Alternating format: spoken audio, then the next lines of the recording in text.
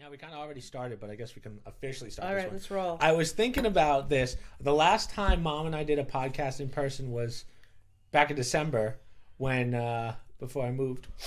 Now I'm stuck with my aunt, which is not a bad thing. I like being with my aunt. So this is my Aunt Susan, the oldest sibling, my mom's oldest sibling. So there's one in the middle, Ray. But yeah, we'll talk about him. Well, hopefully we can get him on at some point in my life. Uncle Ray. Is the camera rolling? Camera's rolling. It's okay. He doesn't watch She those made the face, not I. I made the face. Well, Grandma's already done the podcast a long time ago. That one's on Spotify still.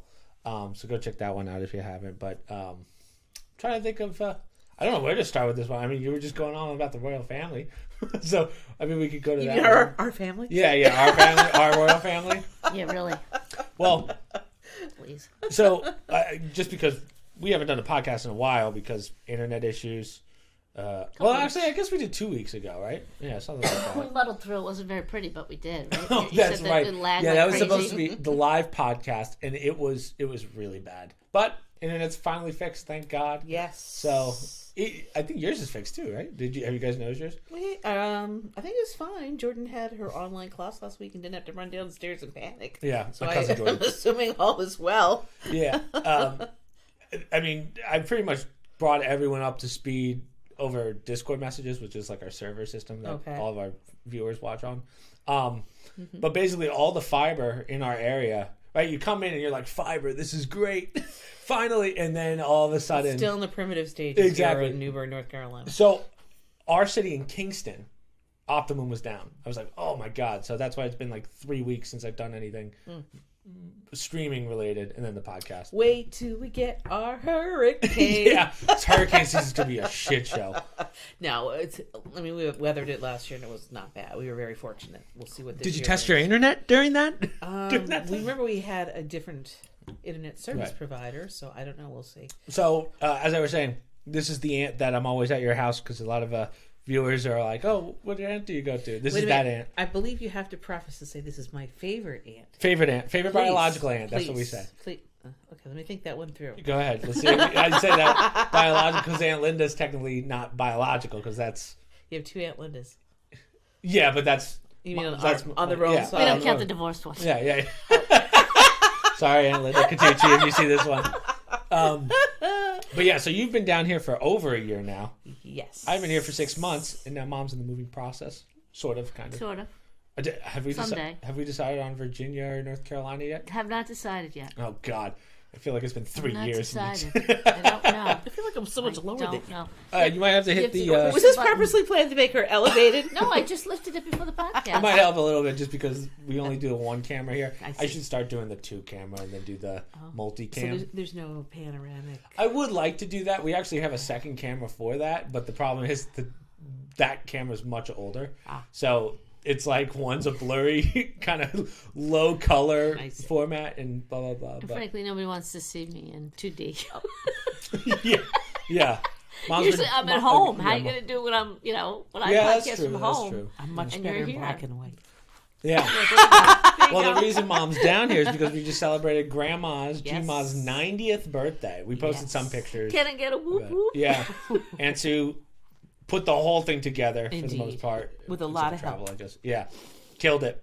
She was very happy. I think we can both Grandma. agree she was very, very happy. Yeah, we killed it. She was honored and she was 90 is a big number. I did hear her speech today. Yes, so you know, she came out walking around.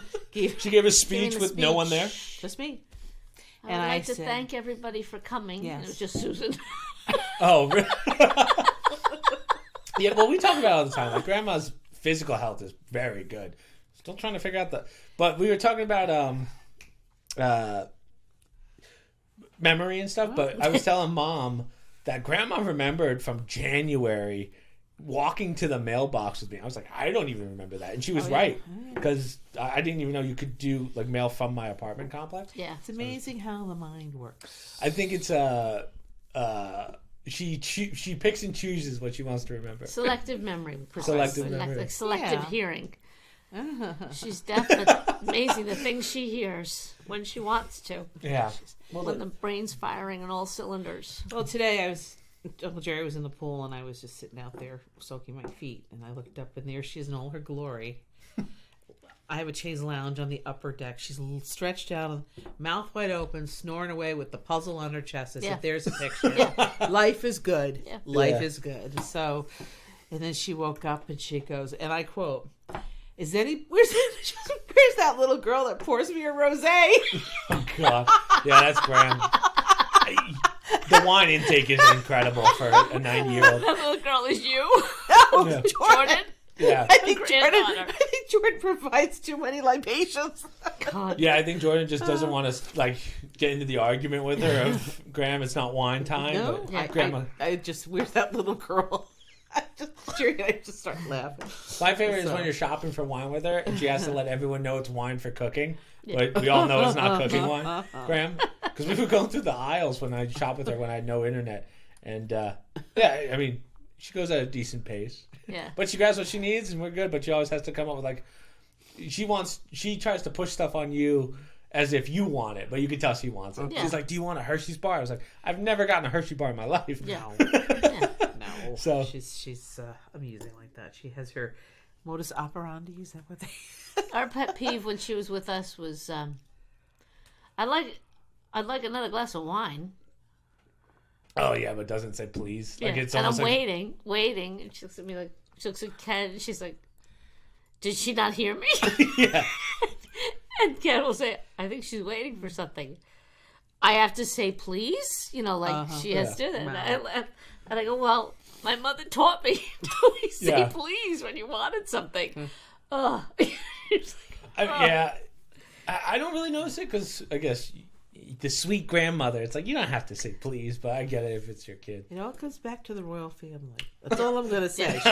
She's like the Yeah, queen grandma- mother at this point. Grandma think, yeah. Dowager I ask queen. and I deserve.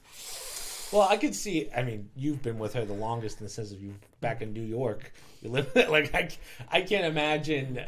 63 years, if you want. Your patience, I will say, is incredible. Because sometimes, like even today when we were walking, I was like, "Crap, she's so slow."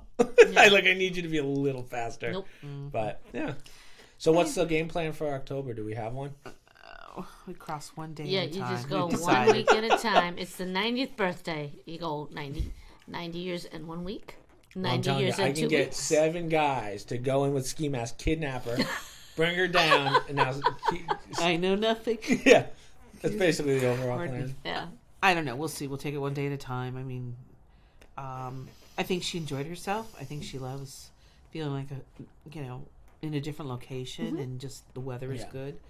You see her. Even Kenny said he thought New Bern was a dead place, but he's He like, no, liked it's it. really He said yeah, it to me yesterday outside. He goes, "I really like it here." it's no So Miami. don't tell your mother. Yeah, and Kenny's at the point now that Kenny's 26. I mean, he's gonna start getting sick of the Miami parties Well, and whatever. Eventually, he has to.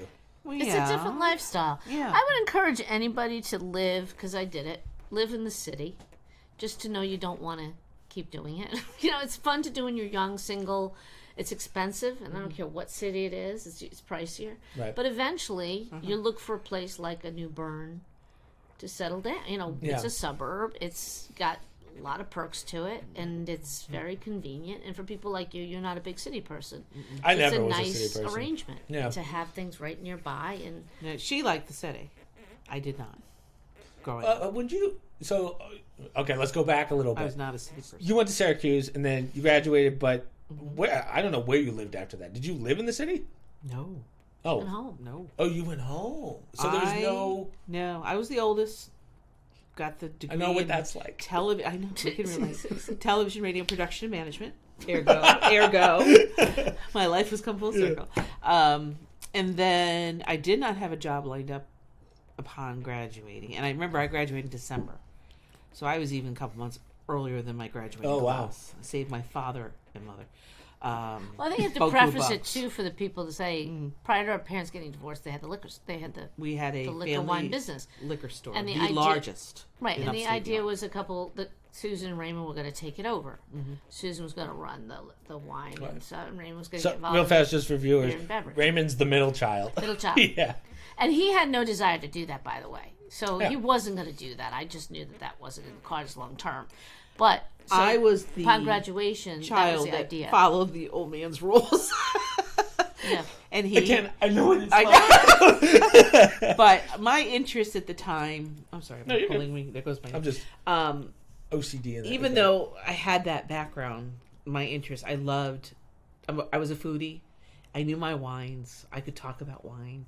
I could talk about catering. I enjoyed that at that time in my life. I'm still probably doing it now. But so our parents bought a very large furniture store in the 80s. And we went from a small little mom and pop shop to a very large you furniture converted store. it. Converted the store. So half of it was going in New York State. There are laws where you can't sell liquor in grocery stores and wine. So we had a very profitable wine and liquor store. You also couldn't sell beer in a liquor store. It had to be separate. Beer has to be separate, In New York. correct. So what we did, our father, even though he's in partnership with his brother, our father was the brains behind the operation. Half of it was still going to stay the wine and liquor, and the back end was going to be the beer store, the catering, the cheese, the special gift baskets, and all that. Oh, it stuff. sold food too. Like It was little going snacks to. and stuff? Yes, it was going Oh. to. And that The law was kind of changing a little bit what they were Yes. allowing people to do. So that was the Got it. foresight I mean, to say, hey, let's do the whole Can I get a shebang. year on this one? What are we looking at early here? 80s. Early I would 80s. say 80s. Oh, okay. I thought you. I graduated college in December of 83. So at that point, we had the liquor store, didn't we? Well, I No, was we 80, didn't. 87. I was graduating 87, and they were divorced or separated. But they Right. had So the liquor store. I say early 80s, yeah. It was right after Donna Pop died. Right. And I was trying to sophomore remember in when college. they died. Right. So So that was the plan. So I went back home. Irene, you were in Fordham at the College, time, yeah. and so was our brother. He's 2 years younger than I am. So I went back, started working at the store again, and then eventually things went sour with our parents' marriage, and as heartbreaking as it was, you can't stop. Right. The snowball. Yeah. It was just going out of control, and you had to, for your own mental health or whatever. It was like enough is enough.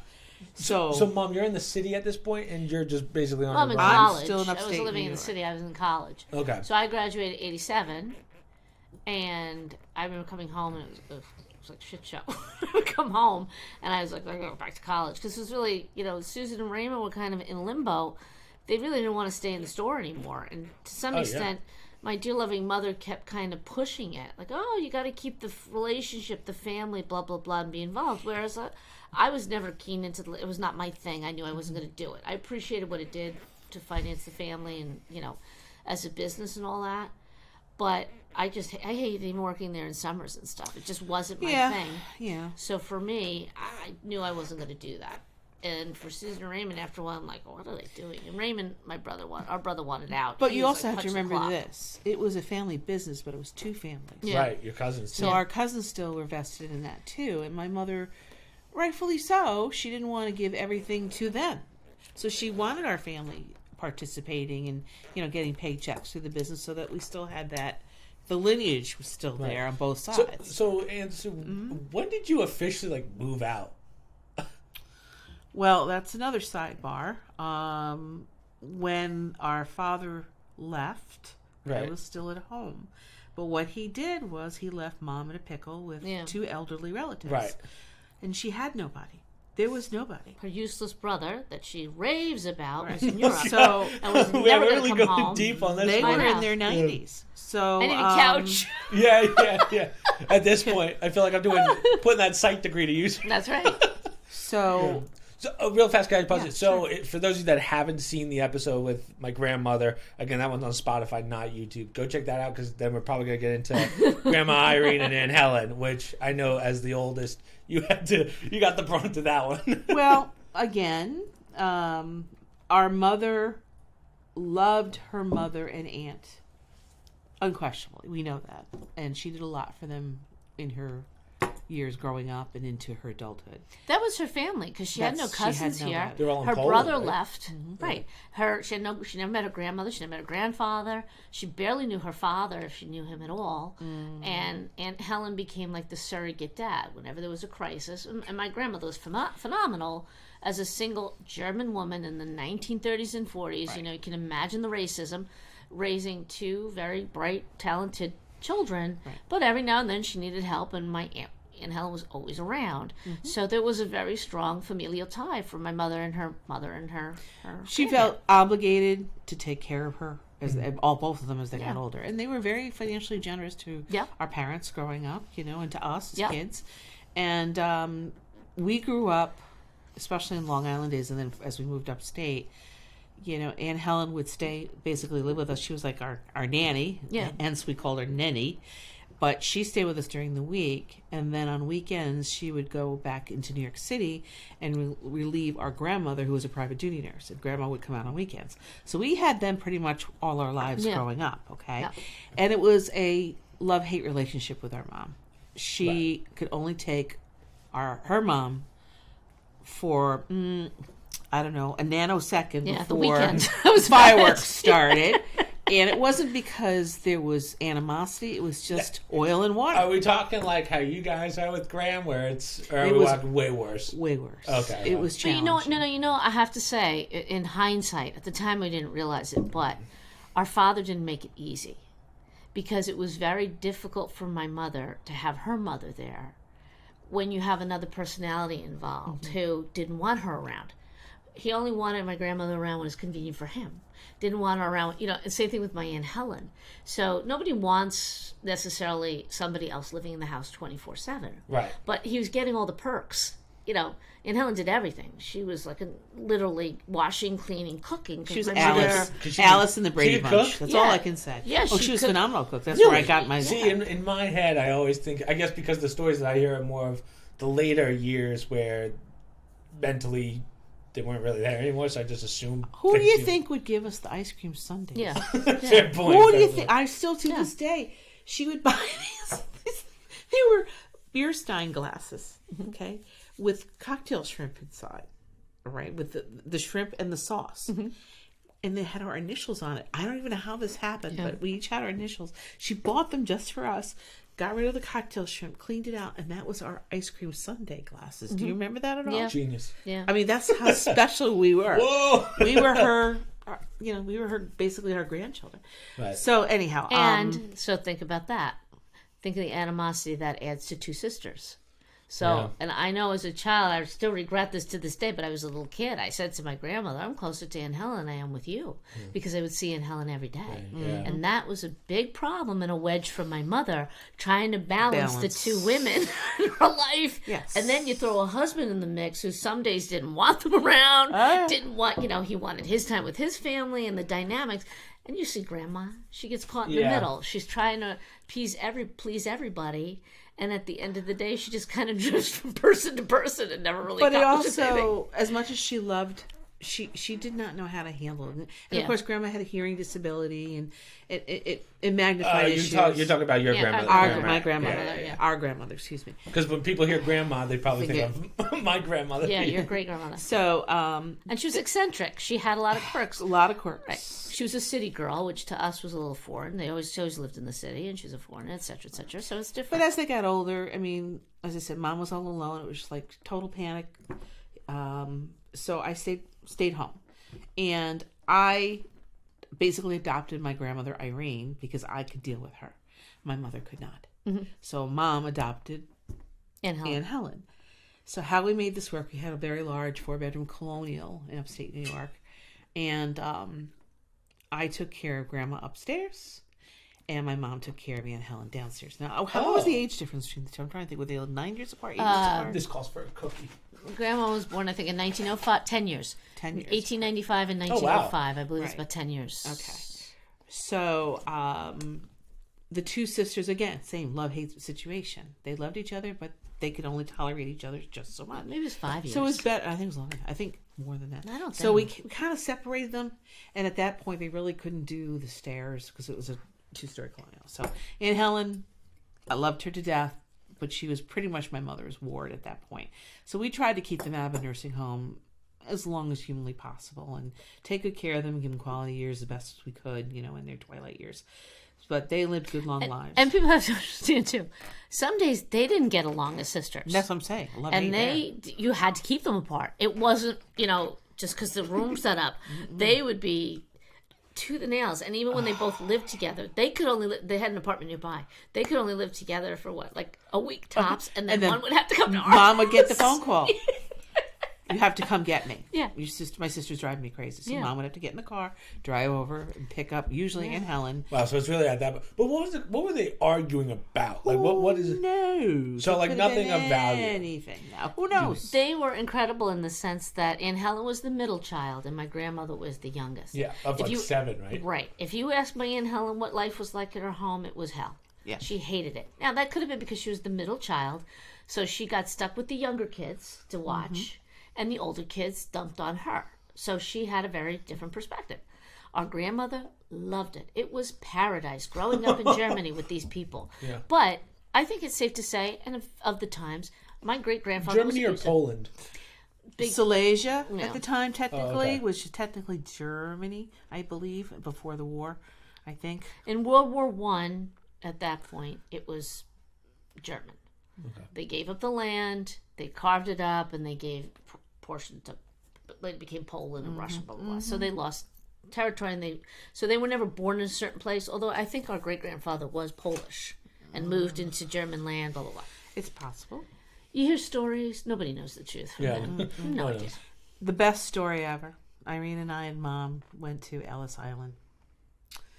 Remember that? Vaguely, yeah. And first time I was ever there, and we know both sisters had Grandma definitely came through Ellis Island. Yeah, and Helen did not. And I told a story on PBS when I was I'll tell this shortly. But so we're walking around, and you brought up the best story, because How old are we at this point? I was before I was married, late 20s. Oh, okay, so we're I'm not gonna young. say. We're Our 20s or so. So anyhow, so we're at Ellis Island, and you said, see this pole? Because in those days, they had to go through the checks and the medical checks, depending upon your steerage or first class or whatever. Right. Okay. So the only way Grandma Irene could come to this country is if she had a husband or a fiance waiting for her, okay, or if she had a job lined up and a family member could accept her. Otherwise, they would not accept a single lady into this country unless those, things were checked off. So Aunt Helen went to Ellis Island to greet her sister, and she had a job lined up for her in a hospital in New York City. So Aunt Helen, I love her story. She says, so I stood there in the pole, right by this pole, waiting for my sister to come, and for one fleeting moment, I thought about running. God. So that was the best ever. And you even said when we were there, she was, I wonder if this is the pole where Helen was standing and waiting and and toyed with the idea of just leaving that lady behind. Yeah. That was the scenario. It Right. was they had trouble living with each other, but they couldn't live without each other. I guess that was the situation. So I stayed behind to help take care of them until Aunt Helen went to the nursing home finally after a couple of years. So I say this lovingly, but I was held hostage in my home for 3 years. Okay, so you left at 20. I never left Queensberry. Yeah, but like, at what point Well, did you leave? and my mother sold the house right when you were born. I started dating Uncle Suzanne. Jerry late in life because of the situation. But Right. you also got a job. You were at the country club. I You were doing had to eventually get out of that house, otherwise Right. I was going to turn to mush. So Well, and then Helen had to go into a nursing home because she fell, and my mother didn't know she left the house. So that was like the bar when you can no longer guarantee, and she compound fractured her finger. When you can no longer assure that you can keep track of them, then They you were know, wandering. like if they're harming themselves. So typical of our mother, she had to put them in a place, and she would go every day to see them. Which I know people think is crazy, but I understand why she did it. To If feed you didn't them? go, they didn't eat. Nobody took care of Yeah, them. you're blah, blah, also blah. talking about a time where, I mean, there weren't cameras and stuff in a lot of these nursing right, homes. that's You don't know right. what's Nothing. going on. Oh, you right? have no idea. Yeah. And you catch them doing things that they shouldn't, that they should be doing, Right. they weren't doing. do they bathe them regularly? Who Right. knows? Right. So at that point, she was at one of our relatives was not that it was necessarily easier, but that was another thing Mom had to do. She would go to see one, the other one was at home, but at least we're down to one at home, so that freed up Susan a little bit. Right. So I started to get working at the Queensbury Country Club. And Dad's way out of the picture, right? My father, yeah, he's My grandfather's way out of the He picture. was really a sack of shit at that point. He was a gotcha. useless sack. She said it on me, but God rest his soul. Yeah, right. Yeah, so he was totally out of the picture. I think Okay. were they divorced in 1990? I want to say. I think it was later, right? I thought it was after. It dragged on for a long 3 time, years. but he was definitely out by the time I was in college. It was Right, so- 1990. I think. All they I'm eventually- asking is, right? He's not. No. Grandma doesn't have to balance anything. Oh no! anymore, I except learned for- how to ride a riding mower. Trust me, he did nothing. Gotcha. So anyhow, I started working there, and then I met Uncle Jerry there in. I was 30 years old when I met Uncle Jerry. So that was, do the math. That was 1993, Okay. 93, 94. So Wait, so you got married the same year I was no, born? it's earlier than that. I'm sorry, because I based it on Kristen, his daughter. Kristen will be 34 in December. Yes. I knew her so it's 32 years ago is when I met Yeah, I think it Uncle was Jerry. before that time because 32 years So ago. for you were born in viewers, 96. my cousin Jordan is my biological cousin, and then Kristen is my half cousin. Correct. Yeah, Jerry's daughter from first Yeah. marriage. My husband was married before. He has a beautiful daughter who now lives in Florida. Yeah. She's a teacher. Well, I haven't so- seen in like a decade. No, I'm excited to see Kristen. I haven't seen Kristen Yeah, in she's- so she's- long. Oh, is she visiting? I didn't She's even got know to that. come this summer. Oh, good. I'm excited. So she's, doing well. And then Jordan was my late life, happy, pleasant, lovely surprise. Yeah. I had her. I didn't get married until I was 36, and I had Jordan when I was 38. And how old's Jordan? 24? 23? I should know this. She'll be 25. She was She's born in 25. 1999. She's December. So December Oh, of 99. she's 1 year older or younger than Kenny? Yeah. Oh. But at the time, I loved working at the country club. I enjoyed it. That's how I met Jerry and his brothers. And that's where I kind of honed in on my cooking skills.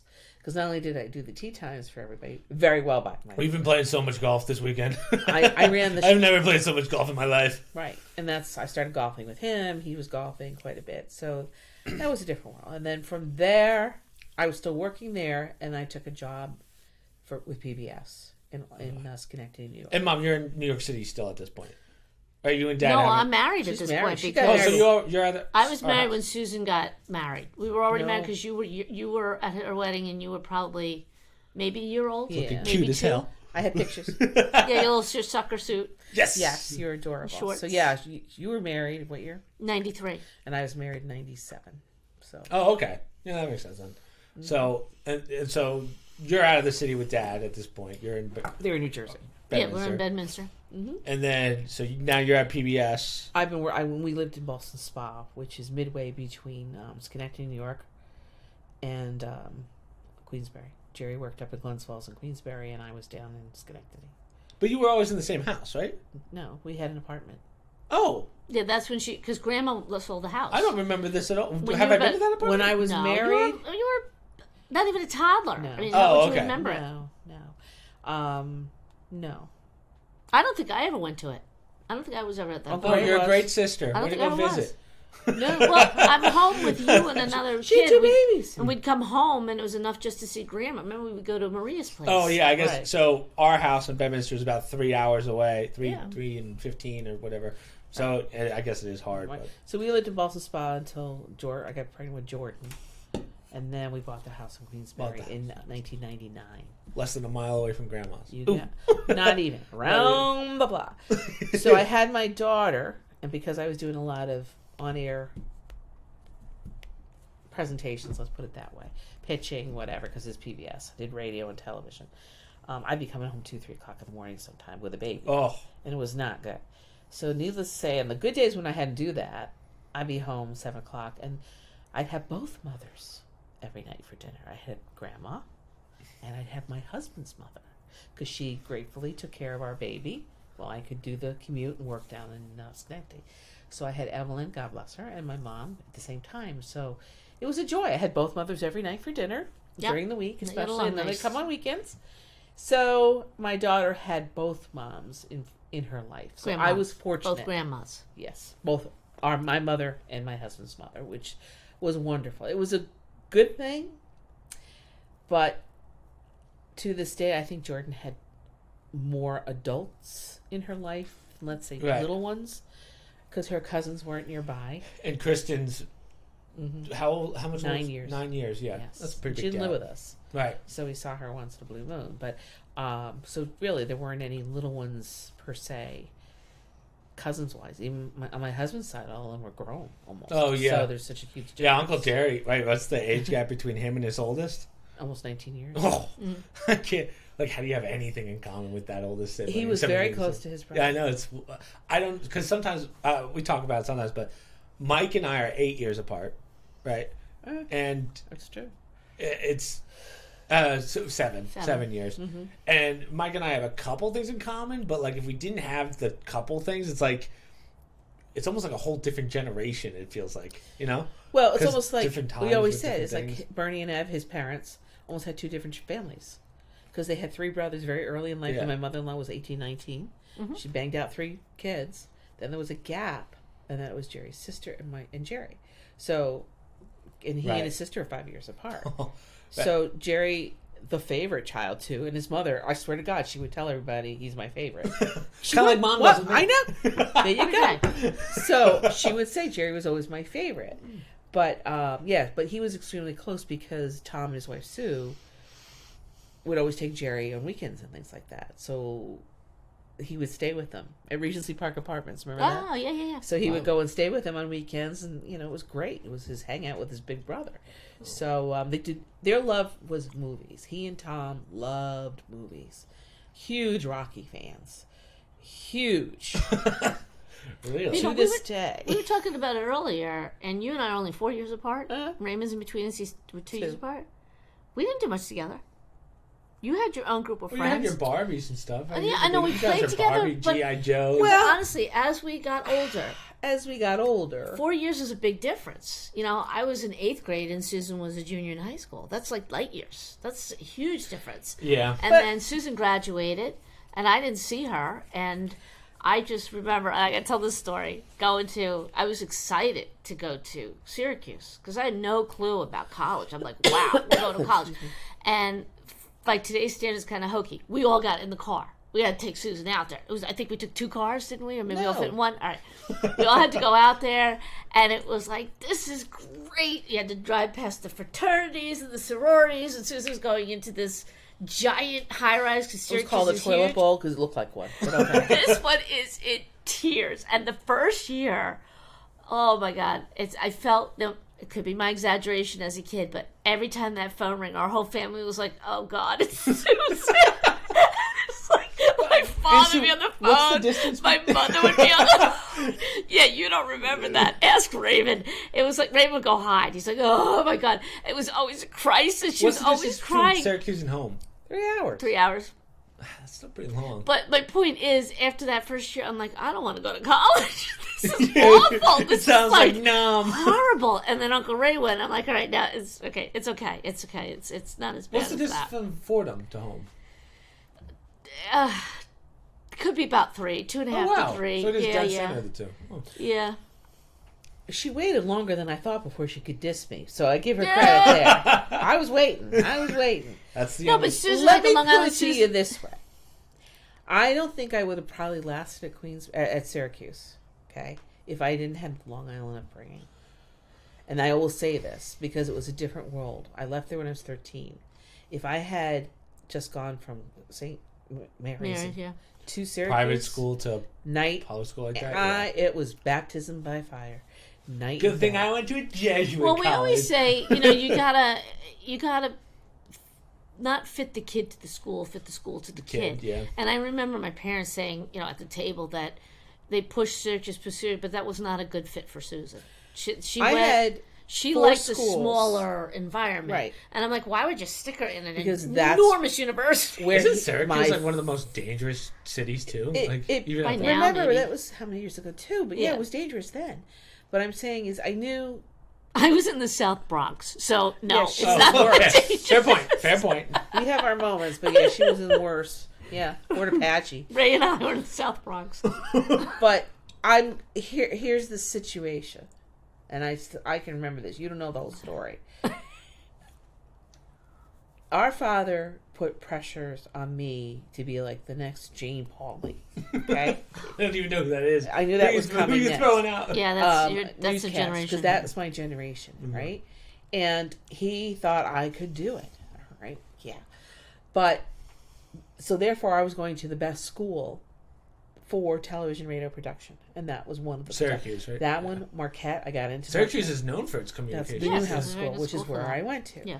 But as I said, if I hadn't had that first couple years in the city experience, Right. I would have gone because it was just overwhelming.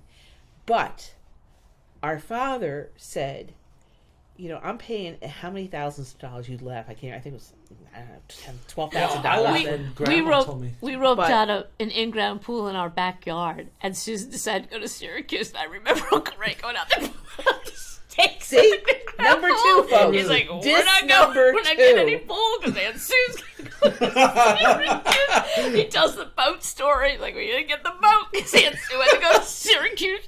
And frankly, I think Fordham cost more money at the time. I'm like, what is But at this point, wasn't your dad making a pretty good amount of money? Yeah, but 'Cause he was still, yeah, I mean, they were doing fine, I guess. But, you know, did he fly his mother private on a plane? He didn't 'Cause- pay No, for he that. didn't. They did. They had the money. Oh. Not They a Poppy knew. had.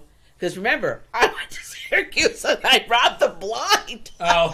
Yeah. But I always come back and say, yeah, I graduated early to save you how many thousands. I always come back with that. But the point I'm making is when I went there freshman year, I didn't get into any communication classes. And my father went ballistic. Nothing. Bring back a Nothing. memory. This is what I'm saying. So, I mean, the pressure was on it because you're leaving. You're not my staying there. I'm not paying God. all this money for you to Not take to get- for you to take So, Slavic languages. How'd you? So hold on. Oh So my you declared communications going in, Of course. and they didn't give you communications No, classes? because in those days, this is remind you guys, this is pre-computer, Yeah, pre-cell phone. yeah. I can't imagine what You the literally had class to figure was walk like. Yeah. to this giant stadium. This was before the dome was built. I was there the year the dome was being built. Okay, the Yeah, I famous remember that. Carrier Dome. Now it's another name, but so you had to walk to this other gym, and it was all done by your last 4 digits of your social security Mm-hmm. number. So mine actually was the very last number possible to register for any classes. Oh. Yeah. So there you go. Oh, my So I'm God. signing up just to get out of there because you had people on the floor sobbing because they couldn't take the classes. It was yeah. My horrible. dad's gonna kill me. But like anything in life, you have to go through the experience to say, okay, I weathered the storm. Now I know what to do. I'm a veteran. I can work this through. Yeah. So well, that first semester was challenging. I will tell remember, you. like, even nowadays, when you go to big school, because I remember Kenny at Penn State, Mm-hmm. picking classes was a nightmare. Yeah. I remember those nights. I didn't, obviously, I was there. I just heard Okay, the so stories. try but- doing that with slips of papers in your hand, Yeah. going up to each stand. Is there an opening? Is there an opening? Is there an opening? Oh, that's how you My do God, it. I'm telling, I left there Yeah. with. Oh. I They swear, gave you a was card, and you had to get online. Uh-huh. And if you didn't get in, then there's that art of now you got to go the first week of class, and you basically have to pimp yourself out to that professor to get you into that class. Precisely. I swear to Good God, God. you should have seen some of the what these people would do to get into these classes because there was no computer, and the power that these professors had. Because they knew that Right. that no, I'm not adding another person to the class, and you would beg and blah blah blah blah. Normally, by the time you got to be a senior, they had to let you in because you'd go to the you dean. needed that class, but a lot of these classes were prerequisites. So Right. you had to take this in order to take the next one. So anyhow, I remember calling my father, mind you, from the payphone because we had no Yeah, phones. no cell phones. And I had to say, I didn't get into any communication class. He goes, that's it.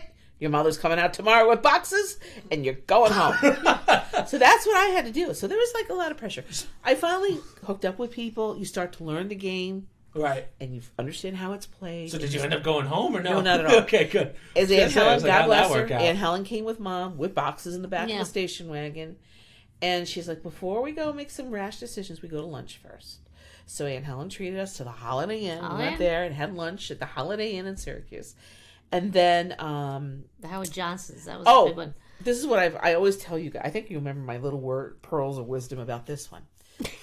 So in order to take classes in college, foreign language classes, you have Right. to take a test to see how you Placement. rank. So again, didn't have any experience in this one. So I literally was the last person taking the test because I was going to get the best grade in French. Right. The last one, I couldn't understand why people were like handing it in after 2 minutes. And here I'm there for 2 hours taking this test. And they put me in the highest ranking French class, completely French speaking from the second you walk in. Hamana. I was way over my head. I was spending like 5-6 hours a night on homework just trying to, look up words and figure out what the heck they were. And it was way over my head. This was just completely colloquial. That same thing happened to me. Do you remember that? You didn't hear my message when I told you way back when? Don't do well in those tests. So anyhow, that was my message. Do not score The same well. thing happened to me. I believe it was my junior year. I had to take a programming class just because, and they threw me into like the highest. I was supposed to be in like a basic programming. Yeah. Just because they threw me in like a level 5 or whatever. All these kids are just answering like, I'm just like, no. What is this? And luckily I talked to them and they were like, even the teacher was like, oh yeah, you're not supposed to be in this. What happened? Well, I had a French speaking professor that said, no, you're here. You're not getting out. She wouldn't let me withdraw. That's wild. Similar to that, Kenny had a friend at SMU, Cameron. And he was in the honors program, but he was engineering. And it's a very difficult program. In any school, it's very difficult. Right.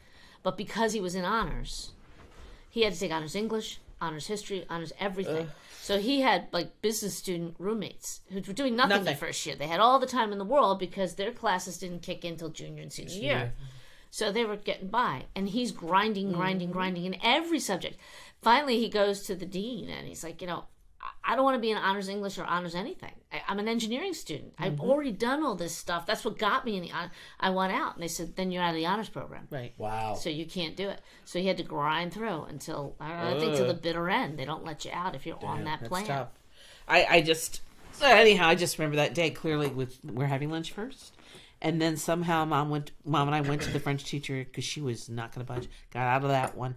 And we went to the dean of communication at Newhouse, and he met with us, believe it or not, and he somehow, guess what, got her into the classes that I needed. She did that with me when I was graduating. I get some letter like the week before graduation that you never met with your student loan counselor, so we're not giving you a diploma. So I knew my mother was coming down for whatever. Yeah, and my mother, we should tell you, went to Fordham.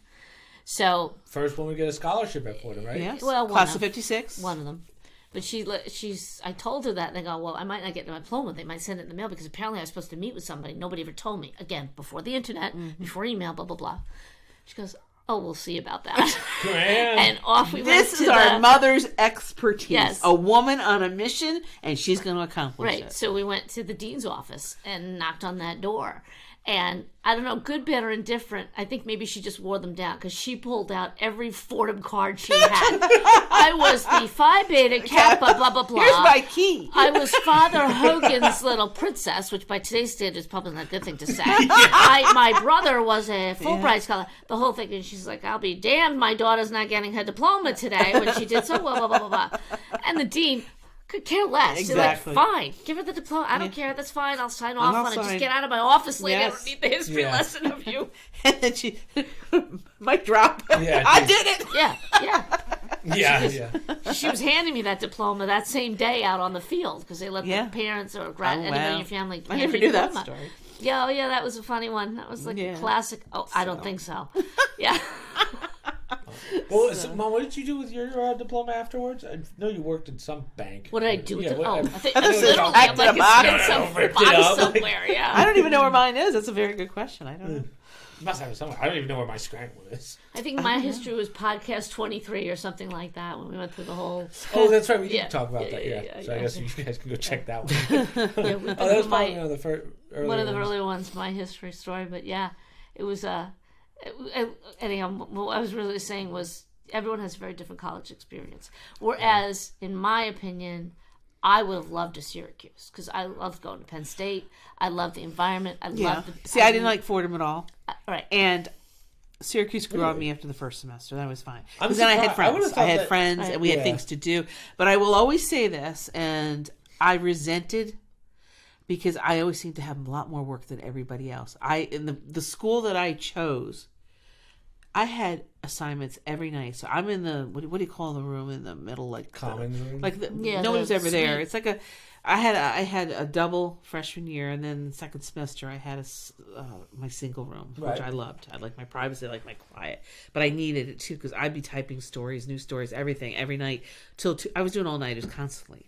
And nobody else was. They were all going out having a great time on Marshall Street and doing this. I'm like, what is wrong with? Why do I have to do all this and nobody else has to? Well, but comms, right? You're doing a lot of papers. A lot of papers. And it seemed like a lot of papers a lot of papers in psychology because I'm minored in psych. It just seemed, and as I said, it's all typewriters. It's funny because I was going to say, I'm not to brag, but I felt like once I declared psychology, it was a lot easier because a lot of my classes were multiple choice, and maybe I had some essay, but I was tech savvy, so I learned that I could just write all my papers through a microphone. So I would finish like 5-page papers in minutes. We also knew from my experience as a parent with you guys, I knew you weren't going to go to a big school. That wasn't for you. Yeah. So the school you chose was perfect for you. And you didn't even know what your major was, and I didn't care. It didn't matter. It was not... Well, because I went to private Catholic school my whole life, so to go to a big school like Kenny and Michael, so did we. Yeah, like I can't imagine that. But even my college it's more the personality of the kid. Person. And I knew Kenny wasn't going to go to a school like yours. He needed a big school, and he was pulling out all these big, especially state schools. And we have a state school in New Jersey. I'm like, absolutely not. You're not going there. Yeah, Rutgers. So I said, if you're going to go to this one, and Penn State was one of them. Okay, fine. Then when it was Michael's turn, Michael got into Marquette and all these other schools, but for some reason he decided, well, all right, I'll go to Penn State. I could have gone either way with Mike, but he's a wild card. I have trouble figuring him out sometimes. So I kind of let him pick it, not knowing where it was going to go. But not that your listeners care. He was also the wild card because he's a COVID kid. So everything was up in the air. The experience those kids in general had is very different than any experience any of us ever had. Thank God Kenny was there while Michael was there, because that would have been a nightmare for Michael. I feel like that Michael tends to be kind of a loner, I guess. Were they there at the same time at main campus? Kenny was a freshman. No, not at main campus. Mike would drive to main campus to be with Kenny. But I would say thank God, but not thank God, because it's a crutch. True. I never saw Uncle Ray at Fordham. Never. Really? One time I passed him at some mixer or something. It was like a hey, go away kind of thing. But he was an upperclassman. That was him. But a couple times I went over to the suite just to use his kitchen, because I didn't have a kitchen and he had a full apartment thing. Other than that, I never saw him. And by the time he was a junior, he went home a lot every weekend. I didn't want to go home. And my school at the time... Why did he go home? Why did he go home? Because he didn't want to be... After... I don't get too personal about Ray, but I feel like after football, he stopped football when he was a sophomore, which was a wise thing. He's like, what am I doing here? I'm not going pro. I destroyed my knee in high school. Right. He's like, I don't need to do this. It was great. Like your brother with the frat. Yeah. He made... Tons of friends. Yeah, and football players at any school, they're assholes. They get everything, right? And he got the best room. He got this, got that. Mental people. So he got everything out of it he could have. I like that. I like what Mom just said there. All sports players are assholes. No, I said football players. I clarified football players. My daughter is an athlete. I wonder why. Basically, Mom hates athletes because they got with Mom was on the nerds. Well, they get, I don't want to say they get perks, but it's like an automatic. You're friends, you have a group, you're identified, etc. Mm-hmm. And in the South Bronx in New York, Fordham gets a lot of attention every time, there's some stupid ass thing in the Post or the news, whatever. So it was good for him to do that. But I think after he was done with that, he was kind of, by junior year, I always say you start, definitely by senior year, you have one foot out the door. You're not really involved in school stuff anymore. You're looking for a job. You're thinking about graduation. You just want to get, and it goes very quickly. So by junior year, he was going home, and plus we worked, right? You had to work at the liquor store. You had to help out holidays. You had to go on weekends. Holidays. Uncle Raymond was very valuable because he could lift. I couldn't lift. We weren't allowed to do the trucks. We did the cash register. Right. So he would go home weekends, and he had a car that he blah, blah, blah. And it was always, you want to come home? I'm like, no, I don't want to come home. I want to stay. And literally, there was nobody else on campus with me because I was one of the farthest away people at 3 hours. Subsequently, Fordham now has a bigger base around the country, but it used to be more of a local school. Mm-hmm. So adding to that environment, I was like, that's not the kind of school for for Kenny and Mike, I didn't like that Michael spent so much time with Kenny because he became friends with all Kenny's friends. He wasn't making friends where he was, and I knew that was going to happen. He was being kind of snobby towards that. But I also don't know campus. with the COVID stuff. I don't know how many kids did make friends. Well, that made it even worse because there was nothing to socialize. They didn't have orientation. They didn't have any mixers. They didn't do anything. Did you ever tell Aunt Sue how? So sophomore year, Michael gets into the frat. Did Mike ever tell you how he got into the frat or what like the big winner was, the big ticket? So Kenny's house at Penn State was like right across from the guy who started the fraternity. And we use Snapchat. That's our generation. Okay. It has like a map on it that says, so everyone at Mike's frat that he was going for was like, this guy's out partying with the head of the frat. So that's how, that was Michael's ticket in. Yeah. And Kenny had some friends that were already in, but because Mike got in earlier than everyone else. And everyone was like, how do you do this? And it was because of that. Yeah. And he wasn't on main campus. It is about who you know. That's really what it comes down to. Yeah, he wasn't on main campus, so it was a great way to transition to main campus. If anybody knows these big schools, it's like night and day. Yeah. And you walk in there and you really do, it's a difference if you don't start there your freshman year. Yeah. You really don't make all the friends. Not to say you can't do it, because we learned from the frat. You can do it, and you have to be in your major, and you start knowing Kenny brought up a good point the other day, because we were talking about when Kenny was on the, whatever, not debate team, or it was some student government or whatever. Yes. He would have to go to the satellite campuses and basically say, hey, we need money, and all of it's going to the main campus. So that night and day of their satellite campus versus, because there's no money going to those satellite campuses. Penn State, gorgeous when you go there, but again, visiting Kenny as freshman, sophomore year, you're walking around with a head on a swivel. You're like, what do you mean? So was dealing cocaine down the street? Like, that was remember that? The satellite was a little. Well, it's funny when environment. Like, our daughter, as you all know, she was not our listeners, viewers, whatever, was an athlete. But the main thing I said to Jerry, my husband, I said, I am not going to tell her where she's going to college. I said, my father told me where I was going. He was right, but I resented the fact all my life that he told me what I was going to major in, where I was going to go. I had no voice. But you never had an opinion, though. That was the problem. Well, your answer, I recall this. Number 3. Well, I'm saying, it was. I remember this as a kid. Fire back. Like, what do you want to do? Well, this I do remember my sister, and this wasn't fair to her, and I don't blame my father for this. Susan always wanted to be a teacher. That's what I remember when we were little. Yes. She wanted to be a teacher. And I remember her either coming home or hearing at school. She went to the guidance counselor, Sister Rosemary, who told her, oh, there's too many teachers out there, do something else. Which is the opposite of what a guidance counselor should tell you. So now my sister had to scramble to find something to do, which by today's standards, you really don't have to. You can go to college and find yourself. But no, that's not good enough. You have to know. Well, I don't know, if the pressure was from home or whatever, but Susan's answer, I remember this. Well, I really like Mary Tyler Moore, like being in the TV production If you didn't go back, would you change your major or no?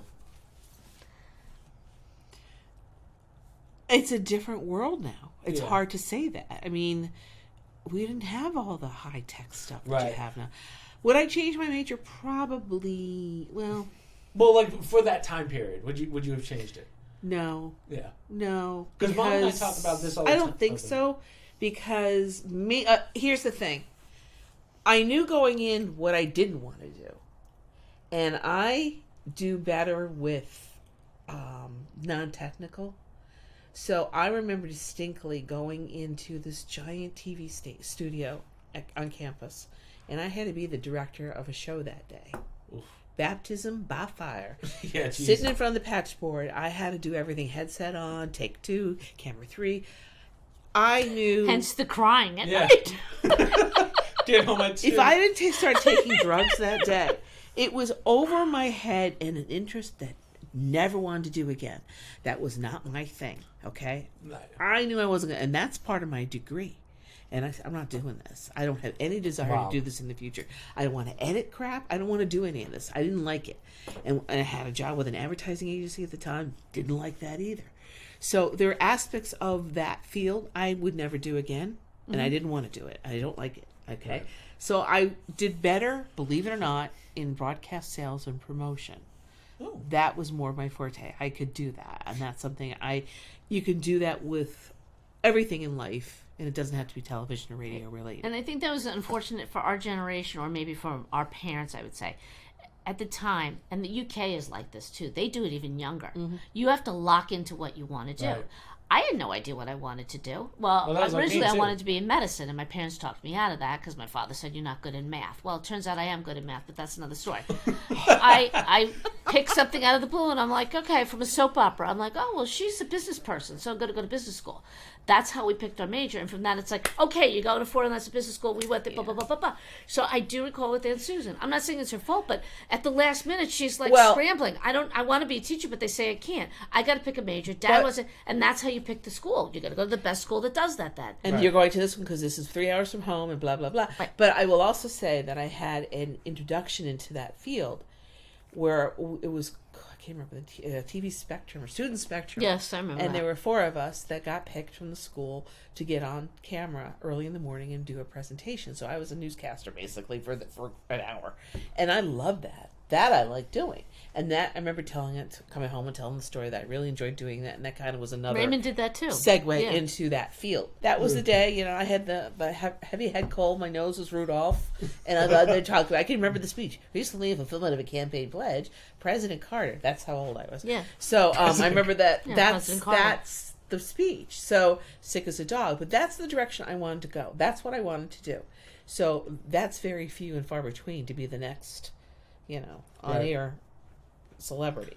So and you're at a school where there's 500 of those type Right. of people graduating every year. Right. And ironically, it was a challenge to get through it, and I did, and I got my BS in the field. Did I want to pursue my master's? I started taking some master's classes while still on campus, but I just kind of wanted to get out. I had enough of the school. I was done. I wanted to. And she was doing it. Another thing, Susan would go in the summer to the community college because back then you could transfer credits. They don't allow that Right. anymore. Yeah. So she would take the geology. Well, they allow it up until sophomore year, but I believe it's dependent on the But school. it also had No, to the be a schools now school. don't really like It that had to be because a they don't get the state money. school, a New York Makes State sense. school at that time, that they would take the credits. So that worked out fine. So that's why I was able to graduate early and save my parents. It was like $30 a credit in Queensbury, New York, as opposed to $3,000 a credit, whatever stupid. Wow. Right. That's why they don't allow it anymore because all these universities were losing money. They were taking all these cheaper credits. So I enjoyed So when you're in it. school constantly for 3 years, you want out. You get sick of it. You have no summer. You have no this, no that. Another reason why I'm like, I'm not going to college. I'm not doing this all the time. But it's different for different people. It turned out, and I learned, if you pick the right place, Right. it's... Mom, did you ever have to do any classes like over a summer or like an intersession? I never had to. Susan never had to. Right, She but chose did to. you? I don't think I ever did. I never... Yeah, so like I did the geology because I had to take X number of science Right. credits, and I it's not The my study of favorite. rocks. Oh, but let me say this: we had to. Our parents, because your senior year in high school, you tend to. Oh yeah. We got a lot of credits done because we took the languages, this, that. We did it for the first 3 years. We By didn't the have fourth- AP classes. Yeah, they didn't have back that. then. Well, they had Regents, but they still have that now in New York. But because we had extra time, a lot of kids would go to a job. They'd leave early.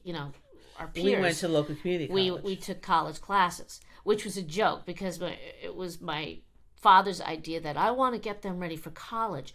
I remember going with my classmate, and this is a credit to St. Mary's Academy, and we were literally doing what is a noun, what is a verb, what is a We've pronoun. mentioned St. Mary's a couple times. That's your high school. Just That was so my everyone's- grammar school and high school. It Grammar was school all and high one, school. right, for us. my high But I sat there and I go, this is college? We were like, are you kidding me? This So is what far these kids are doing. advanced. Yeah, it was right. crazy. It was Really? They Wow. did such a good job at that time by those standards.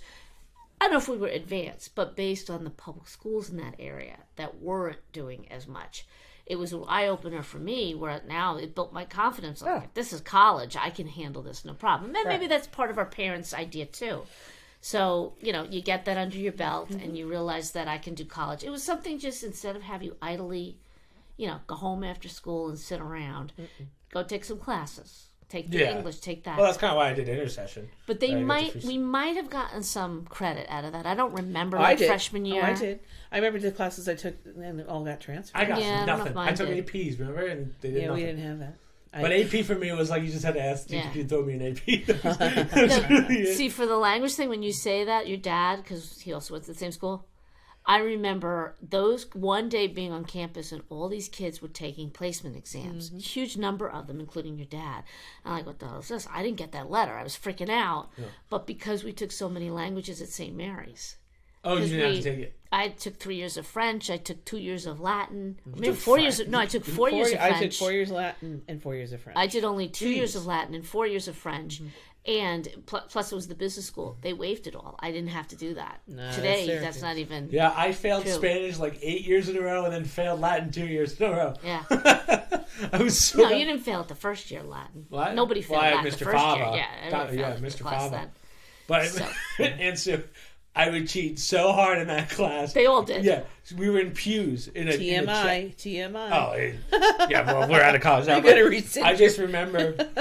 Right, so we had Latin class in the pews. It was in the chapel, and every kid would have their book next to the chapel. Right, and he just like next to the end of the pew. Everyone was cheating. It's just a matter. Someone would get caught, but well, let's clarify. Christopher went to a very challenging. Prep school that he decided to go to. And I was not against it. And why did I pick? Because we could use laptops in class. Whatever. Thus a podcast. Whatever. He chose that, but the school was not ready for it. They didn't have enough seats in the cafeteria. There were kids standing to eat. They didn't have classrooms to do these advanced classes. So they put the cart before the horse. Okay. They said, let's bring the people in and then we'll... Having said that... And hold on. And as kids are standing, they're building this brand new gym facility. Remember that? Yeah, and nobody's having some lunch. And Chris had to take a train. Not just Chris. These kids had to take a train, then a shuttle from the train. If you missed that shuttle, you were late for school. And what sucked was... So you would get detention for like not having a tie or a belt. I would be up at 5:30 for that train, which a 15-year-old getting up at 5:30 is not a thing. It shouldn't be.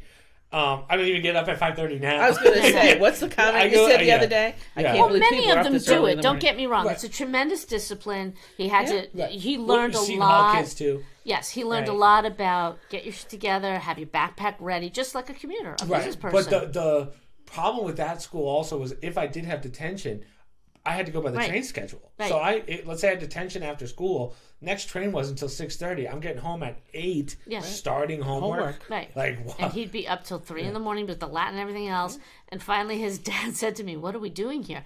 And on top of that, as your listeners know, they don't have sisters, and your dad was proponent of.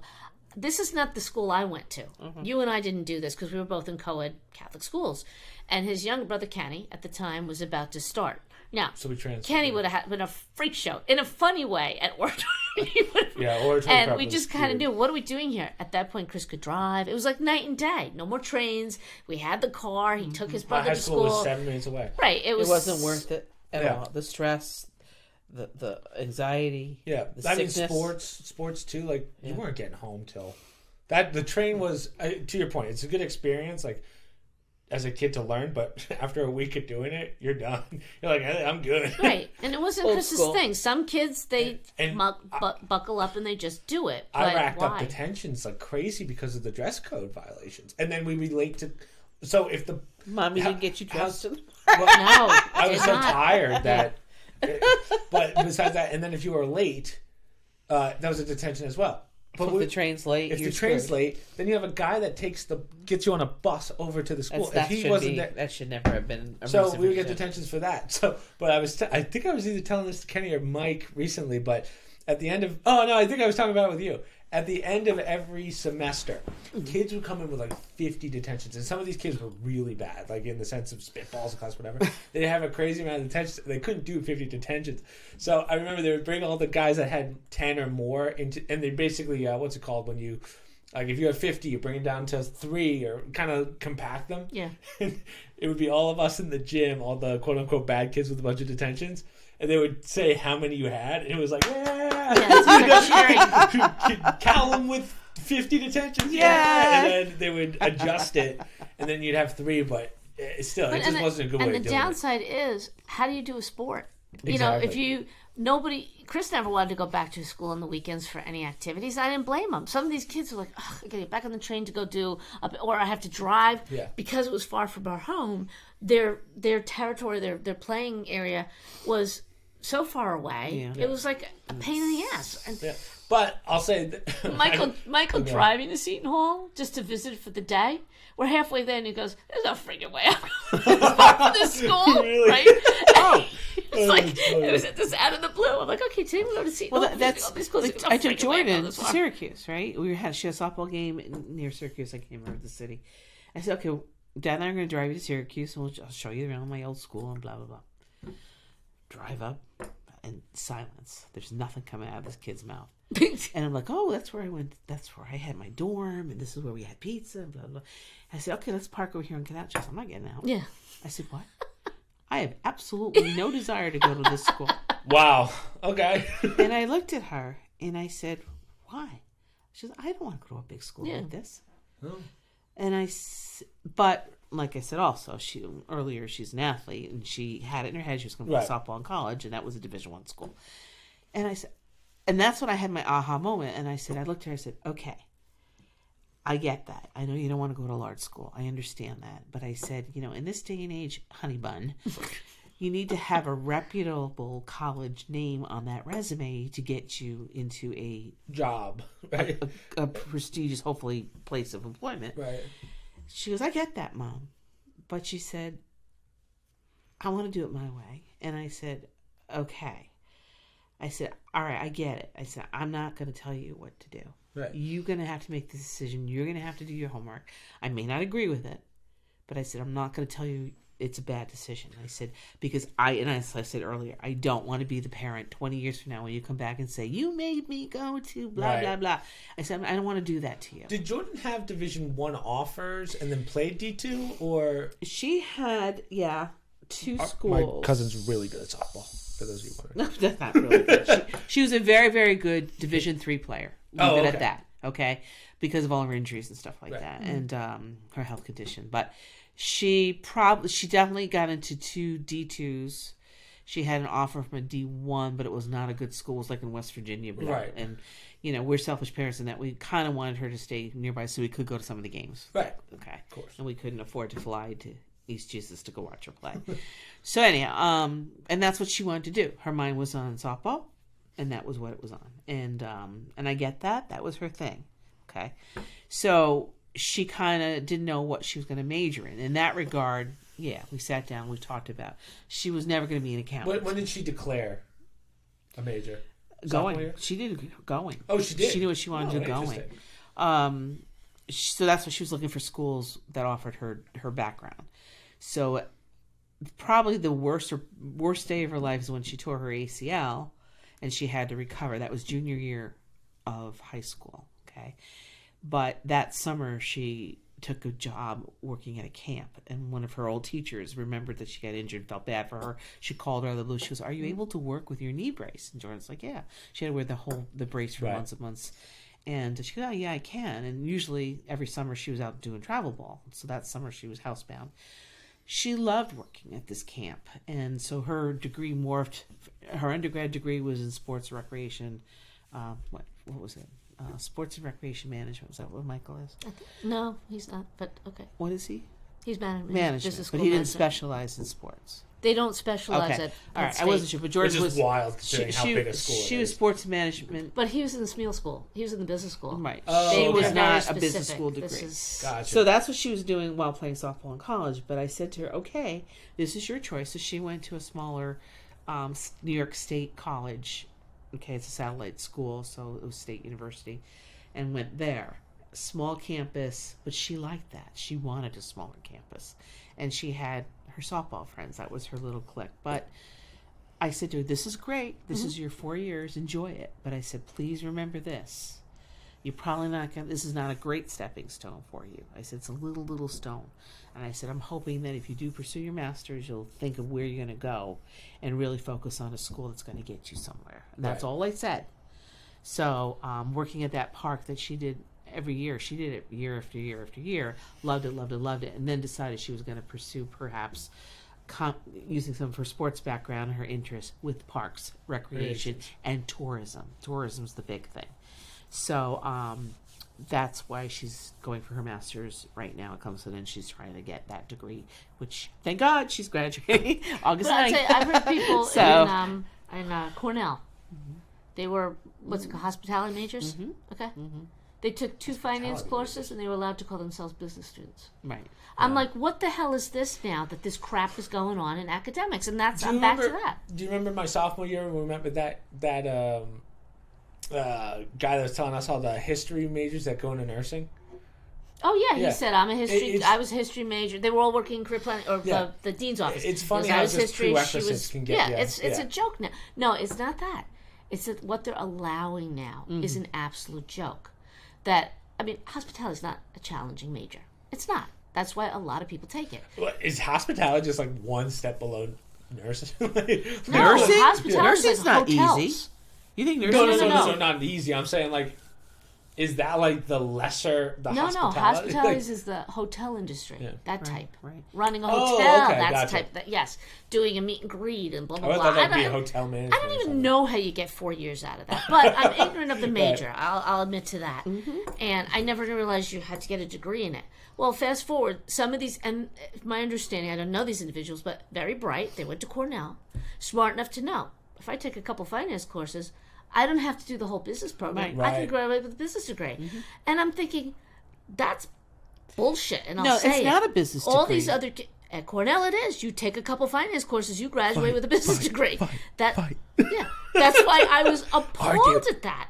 I'm like, are you kidding me? They're like, while they're taking hotel, that was their major. So but they're getting a degree in hotel management. They're not getting a degree in business. They got hospitality. They got a dual major just by taking 2 stinking business a classes. dual major. And I was like, what the hell is that? When did that, And that's a slap in the face to people who do the full course of classes in business. The one that's wild to me was Scranton's known for its nursing and PT. Yeah. And I believe it was freshman year or sophomore year, the whole nursing class got caught cheating. Right, the one kid was just passing the test answers to. Jeez. Right, so that kid got expelled. They couldn't fail all the nurses, so they just voided it. So if you have a nurse that graduated 2018 from Scranton, get the hell out of there. Yeah, so go to a different hospital. Spread the word. That's what I mean. Every single one, they should have failed them all out because they cheated for a whole semester. The whole semester? The whole semester. Not one test, a whole semester.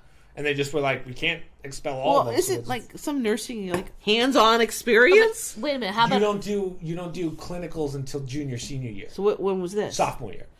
So they're probably not taking as many nursing classes yet. They're still taking gen ed. No, they're not. Not when you're nursing school.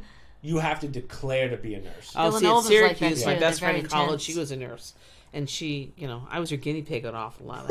I helped to show, I remember holding the orange for her to be able to take the shots and shit. And I was her guinea pig at times. And she had a tough couple years. I know it's hard, but I just remember the scandal of every single... and it sucks for the girls that didn't cheat, and guys, I should say, too, that didn't cheat. But I just remember they expelled the kid, and they were like, well, we can't really expel the entire nursing program. Because that's a reflection on them. Remember, you have sophomores and freshmen in there. It's not just... I'm just saying my class, because I know that was 2018. They recently had an issue with the UCLA Medical School.